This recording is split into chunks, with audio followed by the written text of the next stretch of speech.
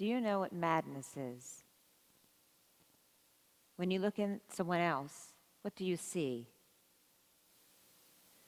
I saw eyes turning black, faces growing hollow, horns sprouting from a form looming above me.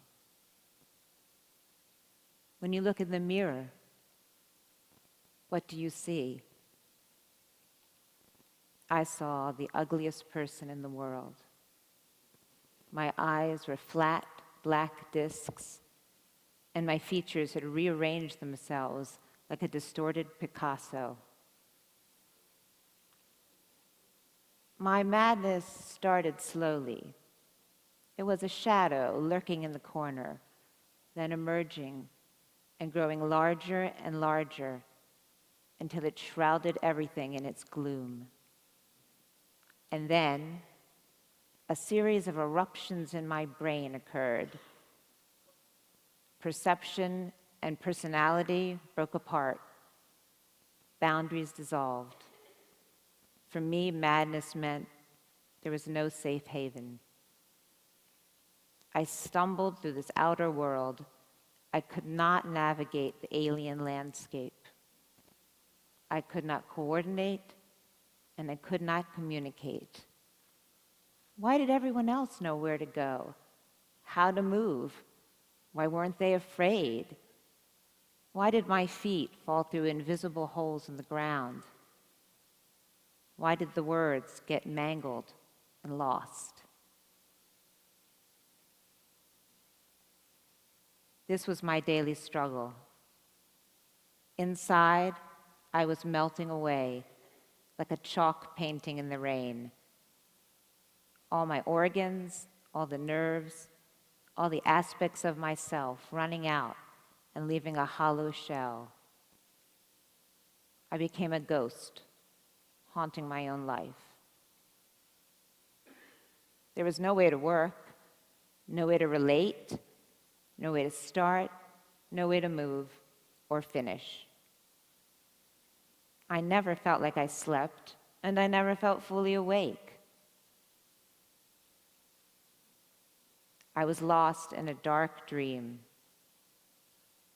At its worst points, I went fetal, curling in on myself and vowing never to go out into that nightmare world again. But sometimes, a ray of light broke through and brought me to the edge of the real world. And then I could be half present and almost functioning. When called upon, like the time I had to take a relative to the emergency room, I pulled the pieces together and walked through the task like a cracked eggshell. When we went to the hospital, we waited and waited, and during that wait, a commotion occurred in the hallway. 2 people were shouting and struggling. A policeman was brought in to restore the peace. I recognized something, and I wondered, were they like me? Did they have the same disorienting illness? Later on, when I walked down the same hallway, I encountered them again. The 2 calm patients now, and the policeman. And then I saw the wall, a glass wall, going from floor to ceiling, a thick barrier, a wall to contain such disturbances. I stood transfixed,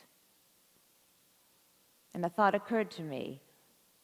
Perhaps, even with my condition, perhaps I had a choice about which side of the wall I would stand on.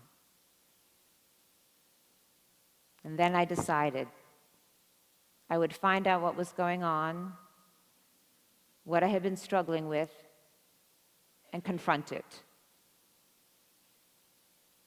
A dozen doctors and 30 medications later, here was the medical opinion. I had been hallucinating for 20 years. My entire experience had a name: schizoaffective disorder. Schizoaffective disorder disrupts thought processes and emotions.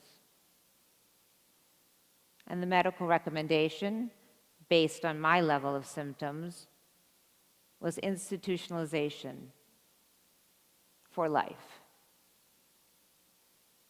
I accepted the diagnosis, but in addition to being schizoaffective, I am also very stubborn. And I rejected the recommendation. So began a search and a journey until I found a psychiatrist and a therapist who also agreed with the diagnosis, but believed that my condition could be managed with medication and therapy, like any chronic condition, and that I could be taught to re-engage with the world, not be locked away from it. Today, I am here to say that I am no longer a victim of schizoaffective disorder. I'm a survivor of mental illness. Thank you.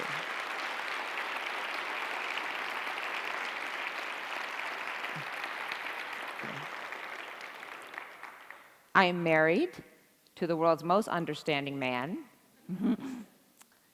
I'm able to work, and I'm able to contribute positively to my community.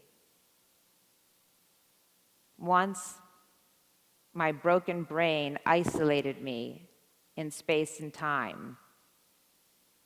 Now I embrace the future. Conflict no longer slays me. Sadness no longer drowns me. Happiness no longer eludes me. With the right support and treatment, I know that whatever happens, I can overcome it and learn to live once more. Thank you.